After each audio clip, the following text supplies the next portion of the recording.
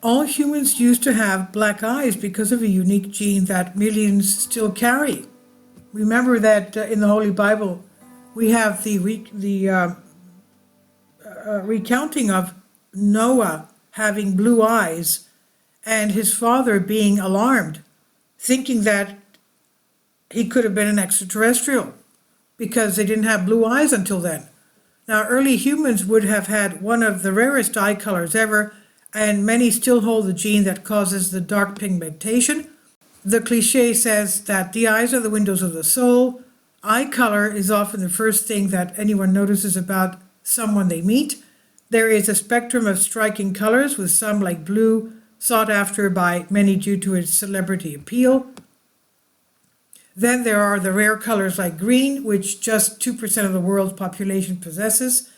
Yet there is an altogether rarer color, one that does not exactly exist today, but which all ancient humans had, the color black.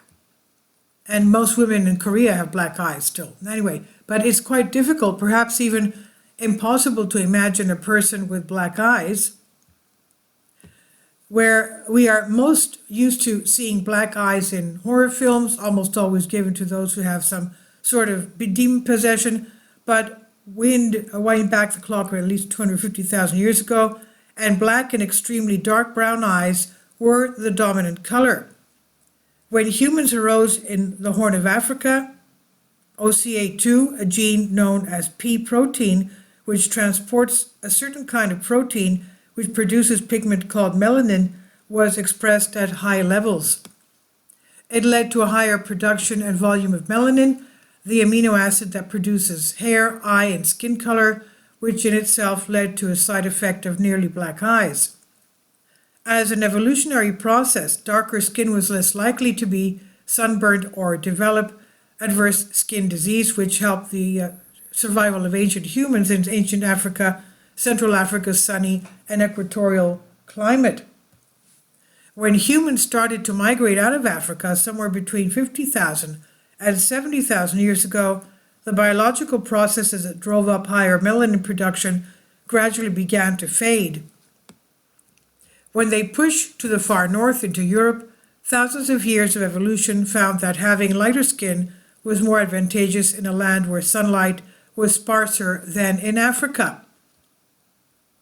Lighter skin helped to absorb more vitamin D from sunlight, in the process producing less melanin in the body, which affected how eye color mutated. And from this came into existence the array of different colors, particularly blue, which is believed to have first occurred along the Black Sea. Despite evolution having taken its course, millions of people still have the OCA2 gene in their systems. Around 1%, one person in every 36,000 white Caucasian Europeans, and one person in every 3,900 to 10,000 Africans.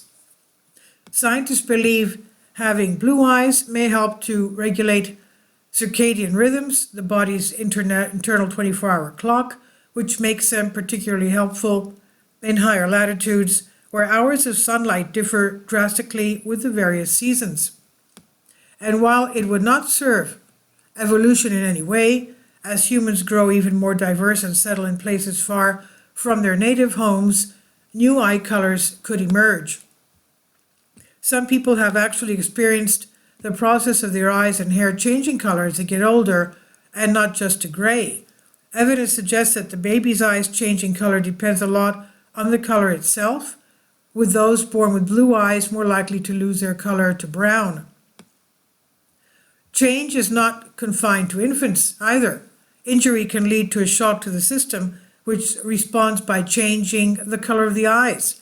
Perhaps the most famous example of this is David Bowie, whose striking profile shows a dark left eye and a pale blue right eye, the result of a punch to the head that left his left pupil permanently dilated. More commonly, infection is the root cause of the change, with things like heterochromia, present in actress Mila Kunis, destroying the pigmentation in one of or both eyes. And this is on Express UK by Joel Day. Please leave your comments and thank you for your support. My Patreon account The daily posts are 5 videos daily, and they are totally different from what I have on my YouTube channel. Thank you so much for your support and that you find all my content so interesting. You'll find the Patreon account details in the description box below.